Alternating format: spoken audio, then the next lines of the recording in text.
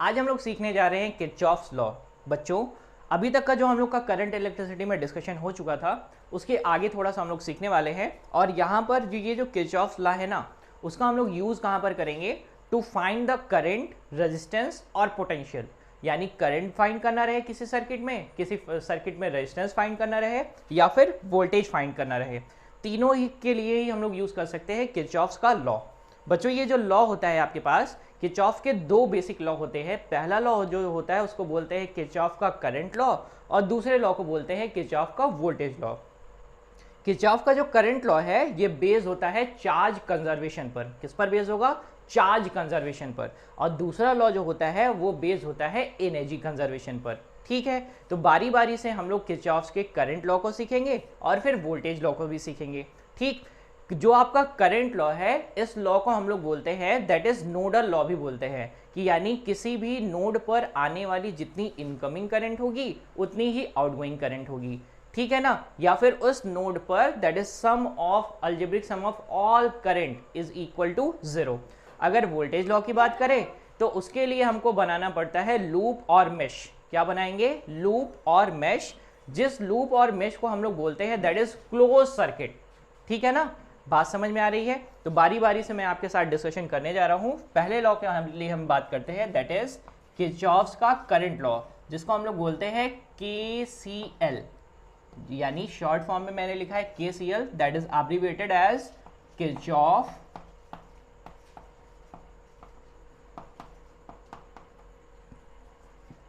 Current law. ठीक है, अगर इस लॉ के बारे में बात करें, it is based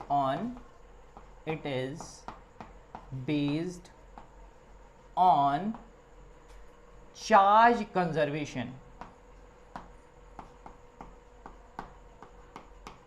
ठीक है, ये किस पर बेस्ड होगा? चार्ज कंजर्वेशन पर बेस्ड होगा। यानी हम लोग बात करने वाले हैं किसी भी नोड या जंक्शन पर, एट एनी नोड और जंक्शन, किसी भी नोड या जंक्शन पर। बच्चों, नोड या जंक्शन का मतलब होता है दैट इज जहां पर दो या दो से ज्यादा इलेक्ट्रिकल एलिमेंट्स मिल जाएं। जैसे एग्जांपल के लिए मैंने यहां पर बनाया है, ये कोई एक ऐसा पॉइंट जहां पर कुछ एक इलेक्ट्रिकल एलिमेंट कुछ इस तरीके से कनेक्ट है, कुछ इधर की तरफ कनेक्ट है, कुछ इधर की तरफ कनेक्ट है, या फिर इधर की तरफ कनेक्ट है।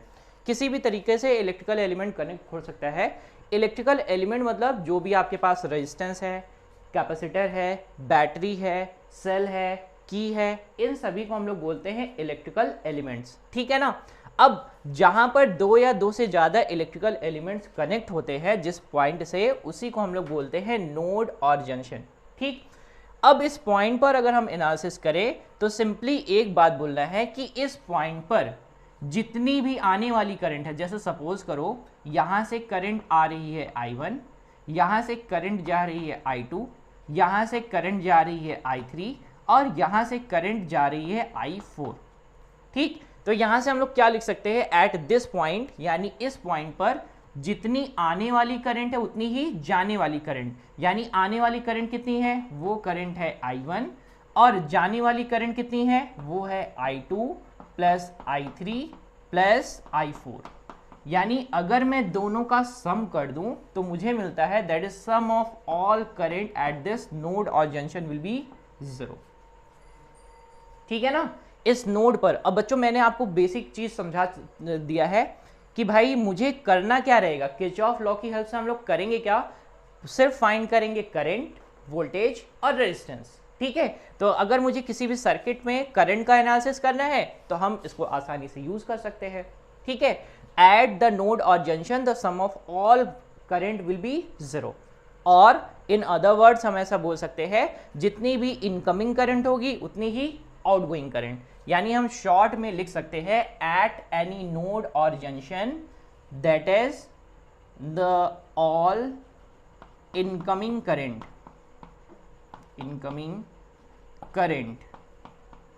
is equal to all outgoing current।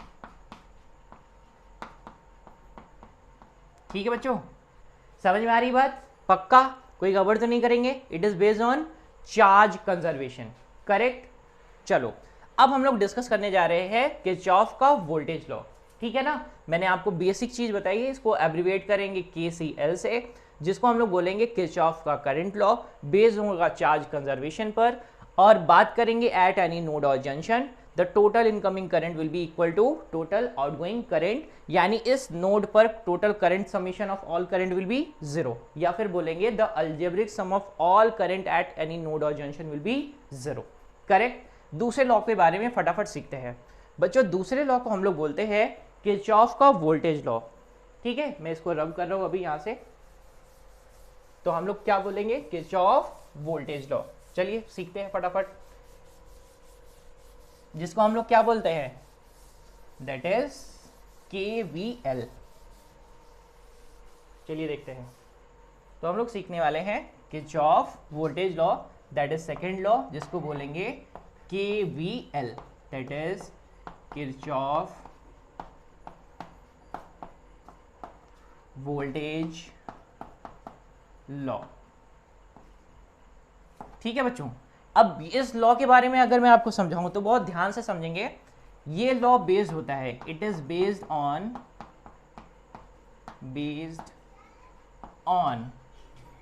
Energy conservation,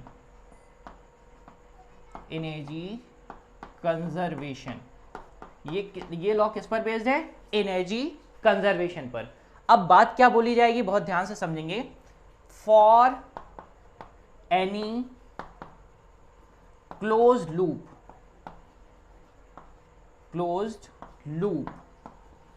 or mesh, the total summation of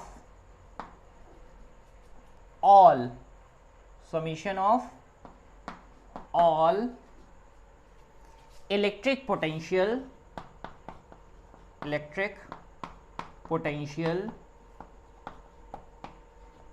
voltage or EMF, the total summation of electric potential, voltage और EMF, जिनको हम तीनों तरीके से बोल सकते हैं, is equal to 0। ये किसके बराबर होगा, 0 के बराबर होगा, पक्का। जैसे फॉर एग्जांपल मैं यहां पर एक सर्किट ले लेता हूं, एक बेसिक सा सर्किट, जहां पर आपके पास ये रहा सर्किट। इस सर्किट में मैंने कनेक्ट कर दिया एक रेजिस्टेंस, ठीक है, और इस रेजिस्टेंस को कनेक्ट कर दिया एक सेल के साथ। बच्चों अभी मैं सिर्फ आपको एक बेसिक तरीका बता रहा हूँ, एक तरीका डेवलप कर रहा हूँ, बाकी मैं अभी फटाफट इसके बाद आपको साइन कन्वेंशन सिखाता हूँ, ठीक है। जैसे देखो ये रेजिस्टेंस है और वो रेजिस्टेंस है R ओम का, ये आपके पास सेल लगी हुई है जिसका EMF है E या इप्सिलॉन, ठीक है। और यहाँ से ना करंट जा रही है I। तो अगर मैं किरचॉफ लॉ अगर अप्लाई करूँ, किरचॉफ लॉ अप्लाई करने पे मुझे क्या मिलेगा, that is sum of all potential, या फिर जिसको बोलेंगे वोल्टेज, या फिर EMF, सभी का समीशन क्या मिलेगा इस क्लोज लूप के अंदर, वो मिलने वाला है 0। तो बच्चों आपके पास सिंपल सा ट्रिक होता है, मैं ट्रिक को अभी समझाता हूँ। बस मैंने ले लिया है, ये देखिए जैसे मैंने बना दिया है, ये मैं चल रहा हूँ क्लॉकवाइज। क्लॉकवाइज चलने का मतलब ये है कि मैं एक एंड से चलूंगा और क्लॉकवाइज घूमते घूमते घूमते घूमते दूसरे एंड तक चलाऊंगा, ठीक है। कोई गड़बड़ तो नहीं करेंगे। अगर मुझे कहीं पर लूप लिखना होगा कि कौन सा लूप है, तो आप इनका नाम भी लिख सकते हैं, जैसे A B C D। तो आप क्या बोल सकते हैं, you have closed loop and close loop आपके पास कितना है, दैट इज है A B C D A, ये आपके पास क्लोज लूप है। और इसमें अगर मैं एनालिसिस कर रहा हूं तो ध्यान से समझेंगे, EMF यहां पर कितना है, इप्सिलॉन, और आपके पास यहां पर रेजिस्टेंस कितना है, R है, करंट कितनी जा रही, I, तो यहां पर आपके पास पोटेंशियल मिल जाएगा, that is I times of R which is equal to 0, ठीक है। ये इक्वेशन मैंने कैसे लिखा है मैं फटाफट आपको समझाने जा रहा हूं, ठीक है बच्चों। तो मैं सबसे पहले आपको क्या बताने जा रहा हूं, साइन कन्वेंशन जो मैं यूज करूंगा। बच्चों मैंने आपको इस लॉ के अंदर ये बताया कि ये किरचॉफ लॉ बेस्ड होता है एनर्जी कंजर्वेशन पर, और यहाँ पर बात करने वाले दो चीज, यानी क्लोज लूप और मेश की बात करेंगे, जहां पर एक क्लोज सर्किट आप ऐसा ट्रीट कर सकते हैं, जहां पर summation of all electric potential, voltage and EMF इनका सभी का अगर सम कर दें तो आपको मिलता है कितना, 0। दैट इज अगर मैं यहाँ पर एक लाइन में लिखूँ तो मैं बोलूँगा sum of all potential will be 0। ठीक है, तो आपके पास कितने लॉ है किरचॉफ के, 2। पहला किरचॉफ का करंट लॉ, दूसरा किरचॉफ का वोल्टेज लॉ। ठीक है, अब मैं आपको बताने जा रहा हूँ साइन कन्वेंशन। ठीक, देखिए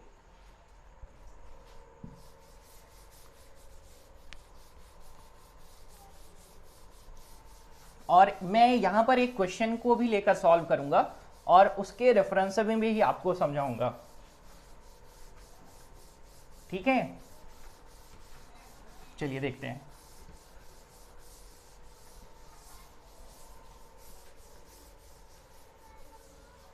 देखो यहाँ पर आपके पास सबसे पहले मैं ना एक एग्जांपल ले लेता हूँ, या फिर जो रेफरेंस मैं लेने वाला हूँ सर्किट, मैं सर्किट ड्रॉ कर देता हूँ, फिर साइन कन्वेंशन समझाता हूँ। जैसे मेरे पास एक सर्किट है और इस सर्किट में एक रेजिस्टेंस है, ये रहा रेजिस्टेंस। ये जो रेजिस्टेंस है ये है आपके पास 30 ओम का। ठीक है, कोई गड़बड़ तो नहीं करेंगे। इसके बाद ये वाला जो एंड है ये कनेक्टेड है एक और रेजिस्टेंस के साथ, कुछ यहाँ पर, एक और रेजिस्टेंस के साथ कुछ यहाँ पर, और इसके साथ कनेक्टेड है एक सेल। ठीक, फिर इनके आगे चलते हैं। यहां पर कनेक्ट है एक और सेल, इनके बाद कनेक्ट है एक रेजिस्टेंस, और इनके बाद यहां पर कनेक्ट है एक और रेजिस्टेंस। मैंने एक स्टैंडर्ड एग्जांपल लिया है आपको किरचॉफ का पूरा वर्किंग समझाने के लिए। ठीक है ना, किस तरीके से किरचॉफ लॉ अप्लाई करेंगे। यहाँ पर मैं सारे रेजिस्टेंस का वैल्यू आपको फटाफट दे देता हूँ। जैसे ये 30 ओम, ये आपके पास है 40 ओम, ये आपके पास है 1 ओम, ये आपके पास है 1 ओम या 20 ओम, या ये आपके पास है 1 ओम। ये रेजिस्टेंस हो गए। यहाँ पर मैं वोल्टेज बता दे रहा हूँ, ये आपके पास है दैट इज 9 वोल्ट का है, और ये आपके पास है 12 वोल्ट का। ठीक, ये आपके पास एक अरेंजमेंट है जहां पर मुझे किरचॉफ्स लॉ अप्लाई करना है, और मैं साइन कन्वेंशन भी सिखाऊंगा और प्लस मैं ट्रिक भी बताऊंगा कि किस तरीके से और सॉल्व कर सकते हैं। जैसे देखो ये पूरी की पूरी सर्किट है आपके पास। ठीक है, अब यहां पर मैं अगर सबसे पहले यहां पर करंट को बता दूं कि करंट कैसे कैसे है, तो देखो जरा, यहां से करंट जा रही है ये वाले में रेजिस्टेंस में, वो जा रही कितनी, I2। कितनी जा रही है, I2 जा रही है। ठीक, इस वाले रेजिस्टेंस और इस वाले रेजिस्टेंस में करंट कितनी जा रही है, वो जा रही है आपके पास I3। इसमें कितनी जा रही है, I2। इसमें कितनी जा रही है, I3। ठीक, यहां पर इस वाले रेजिस्टेंस में आपके पास करंट जा रही है, दैट इज कितनी जा रही है, वो जा रही है आपके पास I1। कितनी करंट जा रही है, I1। अगर मैं यहां पर आ जाऊं और देखो करंट यहां से अगर I2 चल रही है तो इसमें भी कितनी जाएगी, I2 ही जाएगी, और यहां पर आएगी कितनी, वो भी आएगी I2। ठीक, एनालिसिस में फटाफट आपको समझाते चलूंगा। ठीक है, जिससे कोई भी दिक्कत आपको नहीं होने वाली है। ठीक, सबसे पहले अगर मैं यहां पर इस नोड पर क्या अप्लाई करूं, किरचॉफ का करंट लॉ, और मैं इनका नाम रख देता हूं सारे जहां जहां पर हैं, तो मैं इनका नाम रख देता हूं, ये है एंड ए, ये है बी, ये है सी, ये है डी, ये है E, and this will be F. Correct. तो सबसे पहले मैं डिसाइड कर रहा हूं at node A, at node A. बच्चों एक बेसिक तरीके से सीखते चलेंगे। तो यहां पर मैं क्या यूज कर रहा हूं, Kirchhoff, using Kirchhoff current law.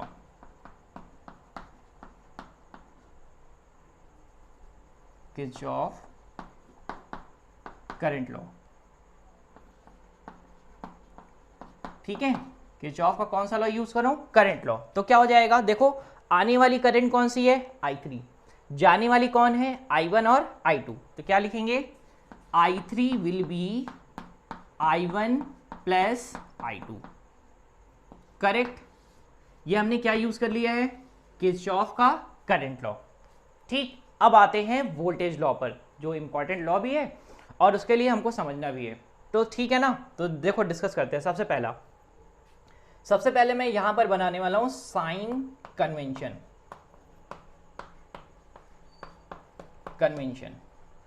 और यहां पर हम लोग डिस्कस करेंगे किसी भी क्लोज लूप और मेश की। तो सबसे पहले मैं यहां पर लूप डिसाइड कर देता हूं कि लूप कैसे कैसे मैं लेने वाला हूं। जैसे देखो यहां से मैं चल रहा हूं ए से चल रहा हूं, जहां कहां पे रहा हूं, D C B A, it's a close loop 1। फिर A D E F A, close loop 2। फिर अदर क्लोज लूप क्या हो सकता है, A B C D E F A. तो क्लोज लूप कितने बन गए, 3, करेक्ट। अब मैं बात करता हूं कि यहां पर किसी भी लूप में चलेंगे कैसे। तो चलने के आपके पास 2 तरीके होंगे, या तो हम चलेंगे क्लॉकवाइज या तो चलेंगे एंटी क्लॉकवाइज। कैसे चलेंगे, क्लॉकवाइज चलेंगे या फिर एंटी क्लॉकवाइज चलेंगे। अब ध्यान दीजिएगा सर्किट में जैसे जैसे चलेंगे। जैसे एग्जांपल के लिए अगर मेरे पास कोई भी सेल आ जाता है, ये रहा मेरे पास सेल, ध्यान से बहुत, और सेल का ये है पॉजिटिव टर्मिनल और ये है उसका निगेटिव टर्मिनल, ठीक। और मेरी चलने की डायरेक्शन है क्लॉकवाइज या एंटी क्लॉकवाइज, ठीक है ना। अगर मैं सपोज करो वहां पर चलने की डायरेक्शन, ये जो आपके पास सेल है ये आपकी डायरेक्शन है कुछ इधर की तरफ, जो भी चलने की, जैसे यहां पर एग्जांपल के लिए मैं चल कैसे रहा हूं, क्लॉकवाइज। तो आपके पास ये जो सेल है इसका निगेटिव टर्मिनल इधर है, पॉजिटिव टर्मिनल इधर है। यहां पर मैं कैसे चल रहा हूं, बाद वाला टर्मिनल कौन सा है, निगेटिव वाला, और मैं चल किधर रहा हूं, इसी तरफ चल रहा हूं। तो आपके पास जो इसका ईएमएफ इसका लिया जाएगा, ईएमएफ, उसको हम लोग ट्रीट करेंगे, EMF will be negative. EMF कैसा होगा, निगेटिव होगा, बहुत ध्यान दीजिएगा। फिर नेक्स्ट, अगर मेरे पास यहां पर है, दैट इज इसी को मैं जस्ट रिवर्स कर दूं, ये मेरा निगेटिव टर्मिनल, ये पॉजिटिव टर्मिनल, और मेरे चलने की डायरेक्शन है फिर से यही, ठीक। ये निगेटिव है और ये क्या है, पॉजिटिव, करेक्ट। मेरे चलने की डायरेक्शन फिर से क्या है, यही है। तो यहां पर अब इस सेल का ईएमएफ ट्रीट होगा पॉजिटिव, ठीक है बच्चों। रेजिस्टेंस की बात करते हैं फटाफट। रेजिस्टेंस की अगर हम बात करें तो रेजिस्टेंस, जैसे देखो ये रहा रेजिस्टेंस। अब रेजिस्टेंस डिपेंड करता है किस पर, करंट के फ्लो पर। अगर जिस भी डायरेक्शन में ये रेजिस्टेंस है और इसमें करंट फ्लो की डायरेक्शन कुछ ऐसी है जिस डायरेक्शन में मेरा चलने का डायरेक्शन है, जिस डायरेक्शन में मैं चल रहा हूं उसी डायरेक्शन में अगर करंट है, तो मैं इस वाले में जो भी आपके पास पोटेंशियल आएगा उसको मैं ट्रीट करूंगा निगेटिव, यानी negative I times of R, ठीक। दूसरा, अगर मैं बना रहा हूं रेजिस्टेंस, मैंने बना दिया है, अब इसको हटा रहा हूं बच्चों ना, या तो फिर रहने दो अभी। तो मैं बना रहा हूं यहां पर, ये है मेरे पास रेजिस्टेंस और करंट जा रही है कुछ इधर की तरफ और मैं चल रहा हूं इधर, यानी जस्ट इनके अपोजिट। तो मैं यहां पर ट्रीट करूंगा प्लस आई इंटू आर। जितना साइन कन्वेंशन बच्चों मैंने लिखा है आप ध्यान से समझ सकते हैं। आपके पास अगर इनका निगेटिव टर्मिनल बाद में है और पॉजिटिव टर्मिनल पहले है, तो और मेरे चलने की डायरेक्शन, मैं जिस डायरेक्शन में चल रहा हूं, जैसे यहां से मैं क्लॉकवाइज चल रहा हूं, तो यहां पर ईएमएफ, इसका ईएमएफ कैसा हो जाएगा अब बताओ जरा। तो ये बैटरी का सेल का कौन सा टर्मिनल बाद में आया, दैट इज पॉजिटिव वाला, तो क्या हो जाएगा ये पॉजिटिव, करेक्ट है, कोई गड़बड़ तो नहीं करेंगे, ठीक, पक्का ना। और अगर ये देखो ये रेजिस्टेंस है, इस रेजिस्टेंस में करंट क्या जा रही है, इधर की तरफ ही, मेरा चलना भी किसी डायरेक्शन में, इसी डायरेक्शन में, तो इसको कैसा ट्रीट करूंगा, निगेटिव। आगे चलते हैं, इनके पास आते हैं। इनके पास भी सेम सिनेरियो है। सेम सिनेरियो मतलब इसी डायरेक्शन में हम चल रहे हैं और इसी डायरेक्शन में रेजिस्टेंस में जा रही है करंट, तो ये भी कैसा ट्रीट होगा, निगेटिव। बात आ गई है समझ में, पक्का, कोई गड़बड़ तो नहीं करेंगे ना, समझ पाए एकदम कायदे से। चलो, तो ये मैंने आपको बताया है साइन कन्वेंशन, ठीक। बच्चों मैं इस सर्किट को सॉल्व करूंगा ना, तो मैं आपके इस तरीके को यूज करूंगा। इनके अलावा मैं आपको एक नया तरीका भी बताऊंगा, ठीक है, करेक्ट ना। ये तरीका तो आप यूज करेंगे ही करेंगे, इनके अलावा एक नया तरीका भी यूज करेंगे, वो मैं आपको बताने वाला हूं फटाफट, ठीक है। तो ये आप साइन कन्वेंशन याद रखेंगे, जो भी टर्मिनल बाद में मिलेगा, जो भी हमारा चलने का डायरेक्शन है, जो भी टर्मिनल बाद में मिलेगा वो हमारा माना जाएगा। जैसे सेल का मिलता है पॉजिटिव टर्मिनल तो पॉजिटिव, निगेटिव वाला मिलता है तो निगेटिव, ठीक। और अगर रेजिस्टेंस जिस डायरेक्शन, रेजिस्टेंस करंट की डायरेक्शन में है, यानी सॉरी, जैसे अगर करंट की डायरेक्शन में ही हम चल रहे हैं तो हम लोग उसको ट्रीट करेंगे कैसा, निगेटिव। अगर उसके अपोजिट चल रहे हैं तो कैसा लेंगे, पॉजिटिव, ठीक। मैं इसको अब रब करता हूं और बनाता हूं इस क्वेश्चन को, देखिए जरा बच्चों।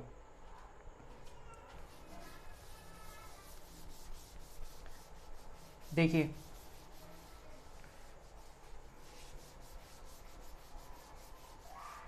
क्या है मेरे पास, देखो यहां से अगर मैं पहले लूप को सॉल्व कर रहा हूं, loop A D C B A D C B A, इस लूप की अगर बात करें और मेरा चलने का डायरेक्शन कैसा है बच्चों, मैं चलता हूं ऑलवेज कैसा, क्लॉकवाइज। तो मैं क्लॉकवाइज चल रहा हूं, करेक्ट। देखो मैं सबसे पहले जो मैंने तरीका बताया उस पर आ जाते हैं। यहां पर कौन सा है, दैट इज पॉजिटिव टर्मिनल, पहले बाद में आया तो पहले लिखेंगे 9, करेक्ट, ईएमएफ। आगे चले 40 and 1 both are in series combination, that is resistance will be equivalent to 40 plus 1, that is 41, and current will be I3। दोनों के लिए करंट कैसी है, I3, दोनों कैसे हैं, सीरीज कॉम्बिनेशन में। तो मैं यहां पर लिखने वाला हूं दैट इज -41 I3, करेक्ट।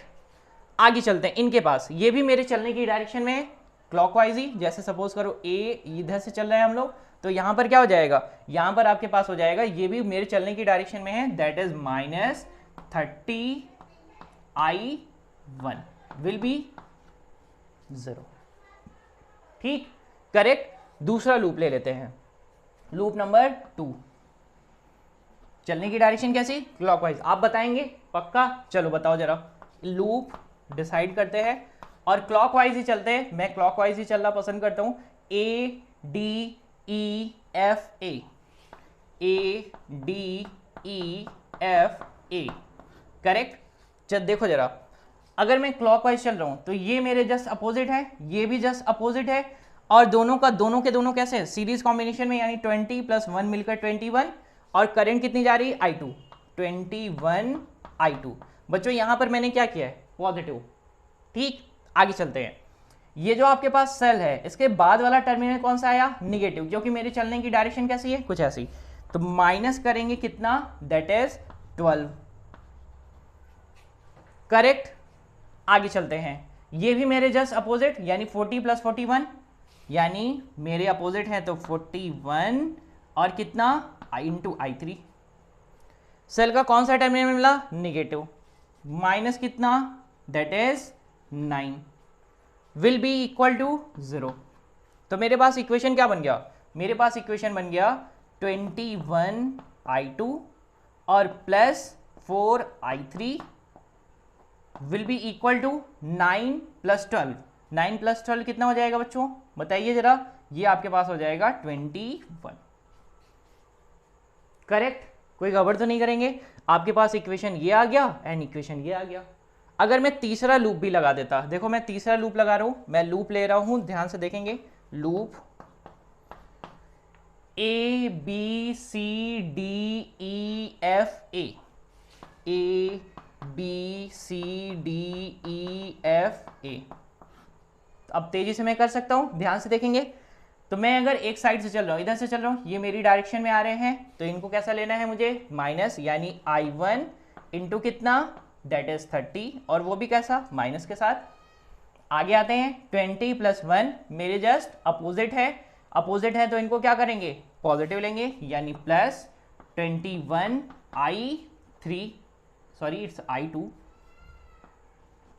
आगे सेल का कौन सा टर्मिनल मिला, निगेटिव, यानी माइनस का 12। आगे चलते हैं, आगे तो कोई नहीं है, इक्वल टू 0। बच्चों ये मैंने तीनों इक्वेशन बनाए आपको सिर्फ समझाने के लिए कि आप कैसे किरचॉफ लॉ अप्लाई कर सकते हैं, ठीक है। एक इक्वेशन, दो इक्वेशन, तीन इक्वेशन। आपके पास कितने अननोन है, आपके पास अननोन है 3, 3 इक्वेशन बन गए हैं। एक इक्वेशन आप और यूज कर सकते हैं, दैट इज करंट लॉ वाला। ठीक है, तो ये आपके पास बेसिक मेथड है जिससे आप सॉल्व कर सकते हैं। अगर मैं आपको एक सिंपल तरीका और बताऊं जो मैं अक्सर यूज करता हूं और बच्चों को बताता हूं, कि जहां से जैसे भी मैं चल रहा हूं, जैसे क्लॉकवाइज चलूं या एंटी क्लॉकवाइज चलूं, अगर मेरी डायरेक्शन में जो भी आ जाए, यानी अगर मेरी डायरेक्शन में चलने वाले लोग मिलेंगे तो मैं पॉजिटिव बोलूंगा। सेल मुझे जो जिसका टर्मिनल पहले मिल जाए, जैसे निगेटिव मिला तो निगेटिव, पॉजिटिव मिला तो पॉजिटिव, बस लेकर सॉल्व करते चले जाएंगे। जैसे देखो, इन इक्वेशंस को मैं और कैसे बना सकता हूं, देखो मैं इन इक्वेशंस को यहां पर बना रहा हूं और कुछ अपने तरीके से। देखिए जरा ध्यान से, क्या रहेगा मेरा तरीका, क्या है कि अगर मैं ऐसे चल रहा हूं तो मेरे पास सेल पहले आया, तो सेल का कौन सा टर्मिनल है, निगेटिव, तो मैं लिखने वाला हूं माइनस का 9। आगे ये मेरे पास है रेजिस्टेंस 40 + 1 दैट इज 41, करंट जा रही है I3 और मेरे चलने की डायरेक्शन में यानी पॉजिटिव, यानी कितना करेंगे +41 I3। आगे चलते हैं, ये भी मेरे चलने की डायरेक्शन में, ये कितना +30 कितना 30 I1 विल बी 0। अब देखो दोनों इक्वेशन में कंपेयर करो, तो यहां पर कितना है 9 मेरा पॉजिटिव का है, यहां पे 9 कैसा निगेटिव, यहां पे 41 मेरा निगेटिव का है, यहां पे ये वाला पॉजिटिव, यहां पे ये कैसा है निगेटिव, ये कैसा पॉजिटिव। दोनों इक्वेशन तो बराबर ही हैं, मेरा इक्वेशन भी और ये इक्वेशन भी। ठीक, चलो दूसरे लूप की बात कर लेते हैं, इतने से नहीं आया तो कोई बात नहीं, दूसरे लूप की बात करें, नीचे वाले की, और कंपेयर करेंगे आप। देखो अगर नीचे वाले लूप की बात करें, फिर से चलने का डायरेक्शन कैसा रहेगा, जैसे मैं चलूंगा क्लॉकवाइज, जो भी पहले मिलेगा, ये देखो मेरे अपोजिट मिल रहा है 20 और 1, तो क्या हो जाएगा 21, कितनी करंट जा रही है I2, कैसे हैं मेरे जस्ट अपोजिट, हम चल रहे हैं इधर, ये लोग इधर चल रहे हैं, तो निगेटिव ले लेंगे। सेल का कौन सा टर्मिनल मिला, पॉजिटिव, तो पॉजिटिव कर देंगे, पॉजिटिव कितना 12। आगे चलते हैं, थोड़ा सा और आगे है, ये मेरे अपोजिट चल रहा है ये दोनों लोग, तो इनको क्या करेंगे निगेटिव कर देंगे, तो -41 और कितना करंट जा रहा है इसमें I3। यहां पर कौन सा टर्मिनल पहले मिला, that is positive, equal to 0। अब देखो कंपेयर करो, 21 I2, यहां पर 21 I2 कैसा है माइनस का, यहां पर कैसा, यहां पर माइनस का और यहां पर प्लस का, यानी इक्वेशन में आपके कोई चेंज नहीं आया। ठीक है, सेम अगर मैं इसको भी सॉल्व करूं तो इसमें भी आपको क्या मिलेगा, सेम मिलेगा, दैट इज अगर आप ऐसे चल रहे हैं तो आपके पास ये दोनों लोग कैसे मिल रहे हैं निगेटिव वाले, यानी -21 I2। आगे चलते हैं प्लस टर्मिनल कितना 12 वोल्ट, आगे चलते हैं इनके पास, तो इनके पास ये मेरे ही डायरेक्शन में है, यानी +30 कितना I1, इनके पास आते हैं बस इतना ही है, इक्वल टू कितना 0। देखो कंपेयर करो, कितना है -21 I2 +21 I2 +12 -12 30 I1 माइनस, यहां पर कैसा प्लस का, यहां पर कैसा माइनस का।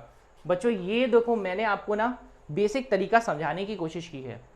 ठीक, आप चाहें तो ये तरीका फॉलो कर सकते हैं, जहां पर हम लोग इसको ऐसा बोल सकते हैं कि this method belongs to NCERT and this method is use for solving ना। आप दोनों में से कोई तरीका जो भी आपको पसंद आता है आप यूज कर सकते हैं। इस तरीके के नेटवर्क प्रॉब्लम के लिए आप आसानी से कोई भी फॉर्मूला यूज कर सकते हैं और आपको सोल्यूशन आसानी से मिल जाएगा। ठीक, मैं उम्मीद करता हूं बच्चों आज आपको किरचॉफ लॉ बहुत अच्छे तरीके से समझ में आया है। अगर एक मैं शॉर्ट समरी प्रोवाइड करूं आपको, तो किरचॉफ लॉ सिर्फ और सिर्फ सॉल्विंग टेक्निक है। किसको सॉल्विंग टेक्निक है ये सर्किट प्रॉब्लम को सॉल्व करने की टेक्निक है, जहां पर हम लोग दो तरीके के लॉ पढ़ते हैं। एक पढ़ते हैं किरचॉफ का करंट लॉ, दूसरे को बोलते हैं किरचॉफ का वोल्टेज लॉ। किरचॉफ का करंट लॉ बेस्ड होता है चार्ज कंजर्वेशन पर, किरचॉफ का वोल्टेज लॉ बेस्ड होगा एनर्जी कंजर्वेशन पर। ठीक बात है, कोई गड़बड़ तो नहीं करेंगे। किरचॉफ लॉ का करंट लॉ यूज करेंगे फॉर नोड और एट एनी जंक्शन, और किरचॉफ का वोल्टेज लॉ यूज करेंगे फॉर मेश और एनी क्लोज लूप। ठीक है, जहां पर करंट लॉ में सम of all current will be 0 end voltage law में सम ऑफ ऑल वोल्टेज यानी EMF, पोटेंशियल, इलेक्ट्रिक पोटेंशियल, सारे का समीशन कितना होगा 0। ठीक, मैंने आपको दो तरीका और बताया है इस सर्किट प्रॉब्लम को सॉल्व करने का। ये आपके पास है बेसिक तरीका, that is belongs to NCERT and this is a short trick, आप ऐसे कह सकते हैं। ठीक है, कितना भी बड़े से बड़ा सर्किट रहेगा आप एक तरीके से आराम से प्रॉब्लम लगाते जाइए और सॉल्व करते जाइए। ठीक है, मैं उम्मीद करूंगा आपको लेक्चर बहुत अच्छे तरीके से समझ में आया है। थैंक यू बच्चों।